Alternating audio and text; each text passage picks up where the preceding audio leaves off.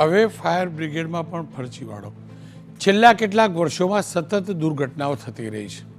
એ તક્ષશિલા અગ્નિકાંડ હોય, અરણી બોટ કાંડ હોય, મોરબીનો ઝુલતા પુલનો તૂટવાની દુર્ઘટના હોય કે પછી રાજકોટની દુર્ઘટના, આ તમામની અંદર ફાયર બ્રિગેડની ભૂમિકા મહત્ત્વની રહી છે. ફાયર બ્રિગેડે અનેકના જીવ પણ બચાવ્યા છે. ફાયર બ્રિગેડના અધિકારીઓ અને કર્મચારીઓએ જીવની બાજી લગાવીને આગ પણ હોલવી છે. આગની અંદર ફસાયેલા લોકોને બહાર કાઢ્યા છે. પાણીમાં ડૂબેલા તણાતા લોકોને પણ બહાર કાઢ્યા છે. અને તમામ ફાયર કર્મીઓને સલામ, એમની મહેનતને, એમની પ્રમાણિકતાને સલામ. પણ આ તમામની વચ્ચે ફાયર બ્રિગેડ વિભાગના ફરજીવાળા પણ સામે આવ્યા છે. આપણે તમામ લોકો જાણીએ છીએ, રાજકોટની અંદર જેમની જવાબદારી હતી ફાયર સેફ્ટીના નોર્મ્સનું પાલન કરાવવાની, એમને એ ગેમ ઝોનની અંદર કોઈ ધ્યાન નહીં આપેલું અને એ રાજકોટના ચીફ ઓફિસર પહેલાં સસ્પેન્ડ થયા, ધરપકડ થઈ. એમના સ્થાને બીજા મારું સાહેબને લઈ આવવામાં આવ્યા તો મારું સાહેબ પણ રોકડી કરતાં ઝડપાયા. એનો મતલબ ફાયર બ્રિગેડના કેટલાક અધિકારીઓ ભ્રષ્ટ છે, ફરજી છે, રૂપિયા લે છે. ફાયરની એનઓસી આપવાના રૂપિયા, ફાયરના નોર્મ્સ ન પણ પાડવામાં આવ્યા તો પણ રૂપિયા, સીલિંગ થયેલું હોય તો એ ખોલવાના રૂપિયા, આવો ફરજીવાળો પણ કરે છે. આ તમામની વચ્ચે આજે એક અલગ પ્રકારના ફરજીવાળાનો પર્દાફાશ કરવો છે. અમદાવાદ મહાનગરપાલિકામાં ફાયર વિભાગમાં ફરજ બજાવતા 9 અધિકારીઓની આકલપટ્ટી કરાઈ છે. આ 9 અધિકારીઓમાં 2 divisional fire officer, 1 regional fire officer, 5 station officer અને 1 સબ ફાયર ઓફિસર. આ તમામ ઉપર આરોપ હતા બોગસ સ્પોન્સરશિપથી પ્રમાણપત્રના આધારે નાગપુરમાં આવેલી નેશનલ ફાયર કોલેજમાં પ્રવેશ મેળવ્યા બાદ અમદાવાદ ફાયર વિભાગમાં નોકરી મેળવવાની. એટલે કે તમારે જ્યારે નાગપુરની અંદર નેશનલ ફાયર કોલેજમાં પ્રવેશ મેળવવો હોય અને પછી આવી રીતે નોકરી મેળવવી હોય તો કોઈ ખાનગી કંપનીની અંદર ફાયર વિભાગમાં તમે કામ કર્યું છે એનું સર્ટિફિકેટ હોવું જોઈએ. પણ જે આ સસ્પેન્ડ કરાયા, આગલપટ્ટી કરાઈ, એમની ઉપર આરોપ લગાવવામાં આવ્યો અમદાવાદ મહાનગરપાલિકાએ કે તેમને એ ફરજીવાળો કર્યો હતો. એ નામની કંપનીઓ હતી જ નહીં.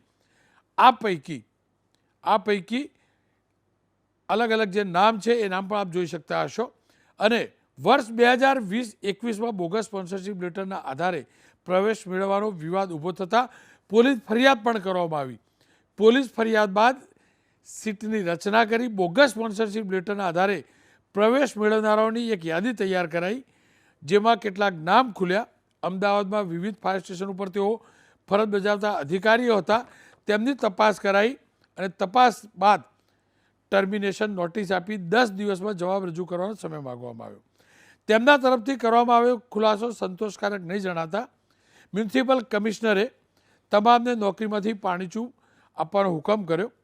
જોકે ટર્મિનેટ ફાયર ઓફિસર અધિકારી ફૈઝાદ દસ્તુરે આરોપ લગાવ્યો છે કે આંતરિક રાજકારણ અને પોતાના માનીતા અધિકારીને લાવીને ફૈઝાદે જે આરોપ લગાવ્યો છે પ્રકારે ફૈઝાદના આરોપ પ્રમાણે માનીતા અધિકારીઓની નિયુક્તિ કરવા માટે આ પ્રકારનું ષડયંત્ર કરવામાં આવ્યું હતું. જોકે ફૈઝાદ પર આરોપ અલગ પ્રકારનો હતો કે 3 વર્ષમાં 3 ડિગ્રીઓ ક્યાંથી મેળવી હતી. એ મુદ્દે ચોક્કસથી એ પણ એક ન્યાયિક લડત લડી રહ્યા છે. પણ હકીકત એમના સિવાયની વાત કરીએ તો બીજા જે સસ્પેન્ડ થયા અથવા જે કાર્યવાહી થઈ એની અંદર આ ફાયર વિભાગમાં નોકરી કરવાના છો, મહાનગરપાલિકાની ફાયર વિભાગમાં નોકરી કરો છો, પવિત્ર જવાબદારીવાળા વિભાગમાં નોકરી કરો છો અને નોકરીનું ખોટું સર્ટિફિકેટ એટલે કે સ્પોન્સરશિપનું ખોટું સર્ટિફિકેટ મૂકી તમે ત્યાં ટ્રેનિંગ મેળવવા જાઓ છો. આ ફરજીવાળો તો કહેવાય નહીં. અને એ જ ફરજીવાળા બાદ હવે ચર્ચા શરૂ એ થઈ છે કે ખરેખર શું થતું હોય છે. મિલિંદ શાહ એક્સપર્ટ છે ફાયર સેફ્ટી અવેરનેસના અને ફૈઝાદ દસ્તુર ફાયર ઓફિસર છે, જે હોસ્ટેલ પણ લઈ આવ્યા છે. બંને સાથે ચર્ચા કરીશું. પહેલાં મિલિંદભાઈ આપ પાસેથી સમજવું છે આ ફરજીવાળો કયા પ્રકારનો હોય છે અને કયા કયા પ્રકારના ફરજીવાળા વિભાગમાં ચાલે છે. નમસ્કાર દર્શક મિત્રો. પહેલાં તો આ જે ફરજીવાળો જે છે એ બેઝિકલી મેઇન એ બોગસ સ્પોન્સરશિપના મામલે થયેલો છે કે નાગપુર સ્થિત NFSC જે નેશનલ ફાયર સર્વિસ કોલેજ જે કહેવાય છે જે ફાયરના વિભાગ માટે મક્કા કે મદીના જેવું સ્થળ કહેવાય. આખા ભારતમાં એકમાત્ર એ પ્રતિષ્ઠિત એવી કોલેજ છે કે જ્યાં સબ ઓફિસર્સ, સ્ટેશન ઓફિસર્સ અને ડિવિઝનલ ઓફિસર્સના કોર્સ થાય છે અને એમાંથી ભણીને ફાયર ઓફિસરો ભારતના અલગ અલગ જગ્યાએ એ ફાયર ડિપાર્ટમેન્ટમાં જોબ કરતા હોય છે. હવે આ જે કોલેજ છે NFSC, એ કોલેજના અમુક નિયમો એ સમયે બદલાતા રહ્યા છે. પણ એક નિયમ ચોક્કસ એમાં એવો હતો કે તમારે સ્પોન્સરશિપ હોવી જોઈએ. આમાં તમારે અભ્યાસ કરવો હોય તો કાં ખાનગી અને કાં જાહેર સરકારી સંસ્થા એનો તમારે સ્પોન્સરશિપ લેટર હોવો જોઈએ. આ બધી ગડબડો ધ્યાનમાં આવ્યા પછી એ અત્યારે એવું થઈ ગયું કે માત્ર ને માત્ર સરકારી જ તમારે સ્પોન્સરશિપ ચાલશે. પણ જે તે સમયે જ્યારે ખાનગી સંસ્થાઓનો સ્પોન્સરશિપ લેટર ચાલતા હતા ત્યારે આ જે ઉમેદવારોના નામ છે 1 થી 8 નંબરના જે નામ છે એમાંના બધા જ ઉમેદવારોએ પોતપોતાના પિતાશ્રી કે દાદાશ્રી આ ફાયર સર્વિસમાં હતા અથવા તો એમના બીજા અલગ અલગ સંબંધીઓ ફાયર સર્વિસમાં હતા. એટલે એમનો એમને વગનો ઉપયોગ કરીને અને ક્યાંક ને ક્યાંક ફોર્જરી કરીને, આ બહુ અતિ ગંભીર શબ્દો હું બોલું છું, ફોર્જરી. આ ફોર્જરી જે થઈ છે એ આ તમામ સંસ્થાઓ જે છે એમાંની મોટાભાગની સંસ્થાઓ તો સરકારી સંસ્થાઓ પણ છે. એટલે સરકારી સંસ્થાઓના લેટર હેડનો દુરુપયોગ કરવામાં આવ્યો છે, સહી સિક્કા ખોટા કરવામાં આવ્યા છે, રબર સ્ટેમ્પ ખોટા બનાવવામાં આવ્યા છે અને એના ખોટા દસ્તાવેજો ઊભા કરીને સ્પોન્સરશિપના કે એઝ ઇફ આ સંસ્થાઓ એમને પ્રવેશ આપ્યો છે એવું પ્રતિપાદિત કરીને, પ્રસ્થાપિત કરીને NFSCમાં એ લોકોએ ભણવા માટેના કોર્સ કરવા માટેના દાખલા લીધેલા છે. એટલે આ બહુ જ ગંભીર બાબત છે. અને બીજી બાજુ જે કોલેજ છે નાગપુર સ્થિત, એની પણ એક એવી ગંભીર ક્ષતિ દેખાઈ આવે છે દેખીતી વહીવટી અધિકારીઓ, વહીવટી શાખની, કે એ લોકોએ પણ પૂરતી ચકાસણી કરી નહીં જોય તો જ આખા ભારતમાંથી આવા 250થી વધારે ઓફિસરો સામે અત્યારે આ દિશામાં તપાસ ચાલી રહી છે. અને એ માટે થઈને નાગપુરથી પોલીસ અધિકારીઓ પણ અમદાવાદમાં પણ આવેલા હતા. અમદાવાદ મ્યુનિસિપલ કોર્પોરેશનના એક રિટાયર્ડ ફાયર કર્મચારીએ આ લોકોની પ્રવેશ પદ્ધતિ સામે RTI પણ કરેલી છે. RTIના જવાબ પણ આવેલા છે કે હા આ રીતનું કશું અહીંયા હતું જ નહીં. એ દિશામાં વિજિલન્સમાં પણ તપાસ કરી. જ્યારે AMC કોર્પોરેશનમાં ફરિયાદ દાખલ થઈ તો એના વિજિલન્સ ડિપાર્ટમેન્ટે પણ પૂરતી તપાસ કરી છે. કમિશનર સાહેબે પણ આ બધા જ ઓફિસરો પ્રોબેશનમાં હોવા છતાં એમને પૂરતો તક આપવામાં આવ્યો છે કે તમને ટર્મિનેટ કરતાં પહેલાં તમે તમારો ખુલાસો કરો, બચાવ કરો, જ્યારે હકીકતમાં એવું હોતું જ નથી. કમિશનરને એવું ડાઉટ લાગે કે આ ખોટું થઈ રહ્યું છે અથવા આમની ફરજો પૂરતી બજાવી શકતા નથી તો કોઈ પણ પ્રકારનો ખુલાસો માંગ્યા સિવાય રૂલ મુજબ, સરકારશ્રીના રૂલ મુજબ કમિશનર એક જ દિવસમાં એમને ઘરે બેસાડી શકે છે. તેમ છતાં કમિશનર સાહેબે એમને પૂરતી તક આપી છે. ઓછામાં ઓછા 2 વર્ષમાં એમને એ લોકો 2 થી 3 વાર કોર્ટમાં પણ જઈ આવ્યા છે. કોર્ટમાંથી પણ એવું કહેવામાં આવ્યું કે ભાઈ આ કમિશનર, આ અમદાવાદ મ્યુનિસિપલ કોર્પોરેશનનો મેટર છે એ તમે જ નિપટાવો. એટલે કમિશનરે પણ આટલી તપાસ કર્યા પછી જ આ હુકમ કરેલા છે. એટલે આ હુકમમાં કશું જ ખોટું નથી. જે 1 થી 8 અધિકારીઓની જે વાત કરવામાં આવે તો બાકીના 9મા અધિકારી આપણી સમક્ષ અત્યારે હાજર છે, એમની વાત એ રજૂ કરશે. પણ જો 1 થી 8ની જો વાત કરું તો એમાં ડેફિનેટલી પૂરતો ચાન્સ એમને આપવામાં આવેલો છે અને એ લોકો એમનો કોઈ પણ પ્રકારનો સંતોષકારક ખુલાસો રજૂ કરી શક્યા નથી કે આ વસ્તુ ખોટી છે, અમારી સામેના આક્ષેપો ખોટા છે. એટલે એવું સાબિત થાય છે કે એમની સામેના આક્ષેપો ખોટા છે. અને જે કંઈ કમિશનર સાહેબે જે બોલ્ડ ડિસિઝન લીધું છે એના માટે ગુજરાતની પ્રજા, અમદાવાદની પ્રજા ખાસ કરીને એમની ઋણી રહેશે કે આવા બોગસ અધિકારીઓને એમણે ઘરે બેસાડીને બહુ જ મોટો દાખલો બેસાડ્યો છે. કારણ બીજું આ ગુજરાત રાજ્ય માટે કે અમદાવાદ મ્યુનિસિપલ કોર્પોરેશન માટે આ એક પ્રશસ્તિ પણ કહેવાય કે આખા ભારતમાં આવું પહેલીવાર બન્યું છે કે આવી સતર્કતા એમણે રાખી જેથી કરીને આવા અધિકારીઓને એમણે રસ્ટિકેટ કર્યા છે. બિલકુલ. કેજાદભાઈ મારી સાથે જોડાયા. કેજાદભાઈ, તમને પણ આ 9 પૈકીના એક તમે પણ હતા. તમારી ઉપર અલગ પ્રકારના આરોપ લાગ્યા હતા અને તમે કહ્યું કે કોર્પોરેશનમાં આખો ખેલ ચાલે છે. મારે એ જ જાણવું ને સમજવું છે કયા પ્રકારનો ખેલ ચાલે છે કોર્પોરેશનમાં. જી નમસ્કાર રોનકજી. હવે હું તમને આ બાબતે એકદમ સ્પષ્ટતાપૂર્વક એક ચોખવટ કરવા માગું છું કે ઉપરની વાતો તો આપે કહી જ દીધી છે કે 1 થી 8માં શું હતું જેનો મને આઈડિયા નથી. પણ જે મારી વાત કરવામાં આવે તો એક એવો આરોપ લગાવવામાં આવ્યો હતો કે મેં 3 વર્ષમાં 3 કોર્સ કરેલા છે અને એ આરોપ લાગ્યો છે એનો બેઝ એ છે કે પૂર્વ ચીફ ફાયર ઓફિસર એટલે કે મારા પિતાશ્રી એના હોદ્દાનો કે એમના વગનો દુરુપયોગ કરી અને આવી રીતના કરવામાં આવેલું છે. પણ આ બાબતે બી હું તમને ખુલાસો કરી દઉં કે આખી ઇન્ક્વાયરી દરમિયાન આખી ઇન્ક્વાયરી તમે જોશો તો એમાં પણ લખેલું છે, છેલ્લા પણ લખેલું છે કે પિતાજીના વગનો દુરુપયોગ કરવામાં આવેલો નથી, એવું કશું પણ સાબિત થઈ આવતું નથી. નંબર 1. નંબર 2 કે મેં જે 3 વર્ષમાં 3 કોર્સ કર્યા છે એ મેં કોઈ ખોટું રિપ્રેઝન્ટ નથી કર્યું એડમિશન લેતા પહેલાં, કે એમાં કોઈ પણ પ્રકારનું મિસકન્ડક્ટ નથી કર્યું. જે ખરેખરનો અનુભવ હતો, જે ખરેખરના સ્પોન્સર હતા એ જ દર્શાવવામાં આવેલા છે. તેમ છતાં NFSCએ એડમિશન આપેલું છે. વાત રહી 3 વર્ષમાં 3 કોર્સ કેવી રીતના કરીએ, સાહેબજી એ મારી કાબિલિયત છે અને હું કરી શક્યો છું. મેં ડિસ્ટિંક્શન લાવેલા છે 3 કોર્સમાં.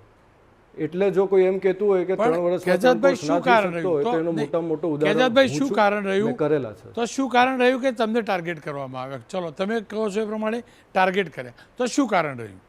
સર હવે શું કારણ છે હું ચોક્કસથી તો બોલી નથી શકતો, પરંતુ મને એટલું ખબર પડે છે કે જ્યારે મારા તરફથી કોઈ ઇલીગલ કાર્ય થયું જ નથી, મારા તરફથી કોઈ મિસકન્ડક્ટ થયું જ નથી, રિક્રુટમેન્ટ રૂલ્સ ફોલો કરેલા છે.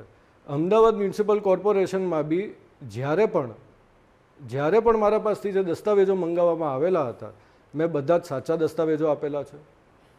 તેમ છતાં હવે જો મારા ઉપર આવો આરોપ લાગવામાં આવે કે ભાઈ આવું કેવી રીતના પોસિબલ છે, તો એ તદ્દન ખોટી વાત છે. હવે આ ટાર્ગેટ નથી તો બીજું શું છે? પણ કેમ ટાર્ગેટ કરે કોઈ મને સમજાવો સાહેબ. આમાં એવું છે કે એક કાર્ય પદ્ધતિ હોય છે દરેક વસ્તુની, કે આમાં જે મારા ઉપર જેને પણ આ આક્ષેપો કરેલા છે એ એક પૂર્વ ફાયર વિભાગના કર્મચારી જ હતા. એમને ભૂતકાળમાં સસ્પેન્ડ પણ કરેલા છે. એનો રિવેન્જ લેવા માટે મારા ઉપર ખોટા આરોપો લગાવેલા હતા, જે મ્યુનિસિપલ કોર્પોરેશન દ્વારા તમામ ઇન્ક્વાયરી કરી અને એને મને બધા આરોપોમાંથી મુક્ત કરવામાં આવ્યા હતા. પણ આ ખાલી 3 વર્ષમાં 3 કોર્સ કર્યા એને એ લોકો પકડીને બેઠા છે. હવે જ્યારે અરજી કરવામાં હતી મારા ખિલાફ ત્યારે હું આ એક જરા જે કાર્ય પદ્ધતિ છે આ લોકોની એવું તમને સમજાવવા માગું છું કે કેટલું ઇઝી છે, કેટલું જ ઇઝી છે કોઈના ઉપર ઇન્ક્વાયરી બેસાડવાનું. એવું તમને કહી દઉં કે માત્ર તમારે કરવાની હોય છે અરજી, અને એની સાથે અમુક દસ્તાવેજો જોડી દો. હવે એ દસ્તાવેજ મારા ખિલાફ છે, મારા વિરુદ્ધમાં છે કે મારા ફેવરમાં છે, એ બધું કશું જોવાનું જ નથી હોતું. બસ તમારે અરજી કરવાની અને તમારા ખિલાફ ઇન્ક્વાયરી ચાલુ થઈ જાય. આજે એટલું ઇઝી છે, મારે કોઈનું પ્રમોશન રોકવું હોય ને સાહેબ, મારે ખાલી એક અરજી કરવાની, સાથે 2-3 ડોક્યુમેન્ટ અહીંયાના ત્યાંના બધા જોડી દેવાના. સાચા છે ખોટા છે, ઇન્ક્વાયરીને લાગતા વળગતા છે, એ બધું કશું જોવાનું જ નથી હોતું, જે મારા કિસ્સામાં થયું છે શરૂઆતથી જ. પણ કેજલભાઈ આ એ જ AMC છે જેમાં તમારા પિતાએ વર્ષો સુધી સેવા બજાવી છે, ક્યારેય કોઈ તકલીફ પડી નથી, વર્ષો સુધી બજાવી છે ને. એક જર્નાલિસ્ટ જાણે છે, અમદાવાદનો એક નાગરિક જાણે છે. અમે પણ આગ લાગે ને એટલે સીધો દસ્તુર સાહેબને ફોન કરો, તો એ પણ તો સ્મૂથનેસ છે ડિપાર્ટમેન્ટમાં. સાહેબ મારી કામગીરીને લગતી તો કોઈ ક્ષતિ જણાઈ જ નથી આવી. એવું તો ક્યાંય ઇન્ક્વાયરીમાં લખેલું જ નથી કે આમની કામગીરી અસંતોષકારક છે. મારી પ્રમાણિકતા જોવી હોય ને તો એ કોર્પોરેશને સૌથી પહેલાં જોવી જોઈતી હતી. 2019માં ભેટ દ્વારકાથી જ્યારે લોકોને રેસ્ક્યુ કરવામાં આવ્યા એ મારા લીડરશિપ હેઠળ થયું હતું. 2023માં માંડવીમાં વાવાઝોડું આવ્યું હતું ત્યારે જેટલા બી 30-35 લોકોને બચાવવામાં આવ્યા હતા એ મારી લીડરશિપ હેઠળ થયું હતું. મેં અમદાવાદ કોર્પોરેશન સિવાય બીજા 2 કોર્પોરેશનમાં ફરજો બજાવી છે. જી જી. તો ત્યાંથી મારી કામગીરી કેવી છે, સંતોષકારક છે નથી કે ખૂબ સારી છે કે કેવી છે, એ શું માંગવામાં જ નથી આવી? જો મારી પ્રમાણિકતા જ ઉપર સવાલ થાય તો મેં જ્યાં કામગીરી કરેલી છે ત્યાંથી કેમ કોઈ વસ્તુ પૂછવામાં નથી આવી? કેજલભાઈ સમયનો અભાવ છે, ખેર સમયનો અભાવ છે, હું અહીંયા રોકીશ. પણ એક પવિત્ર પ્રોફેશન છે, લોકોના જીવ બચાવવાનું પ્રોફેશન છે, પણ એમાં પણ ફરજીવાળા પણ થાય છે, એમાં રિવેન્જની રાજનીતિ પણ થાય છે, અને આ દુઃખદ છે. કોઈને સીધી રીતે પહેલી નજરે આ મુદ્દો સ્પર્શતો નહીં હોય, પણ આ મુદ્દો એટલે છે કે આ વ્યક્તિઓ, આ જગ્યા ઉપર નોકરી કરનાર વ્યક્તિઓ, સેવા બજાવનાર વ્યક્તિઓ આપણા માટે આપણું જીવન રક્ષક સાબિત થતા હોય છે, અને આપણા જીવન રક્ષક ફરજીવાળાના આધાર ઉપર તો ના હોવા જોઈએ, અને આપણા જીવન રક્ષકના નામે રાજનીતિ પણ ના થવી જોઈએ, રિવેન્જની ભાવના પણ ના હોવી જોઈએ, અને ક્યાંક એવું પણ ના હોવું જોઈએ કે મારાને આ ઘુસાડી દઉં, તારાને દૂર કરી દઉં. પણ આ છે ને એ દુઃખદ છે. માત્ર અમદાવાદમાં નહીં, અનેક ઠેકાણે છે. ફાયર વિભાગમાં દુનિયાભરની બીમારી છે અને એ બીમારીને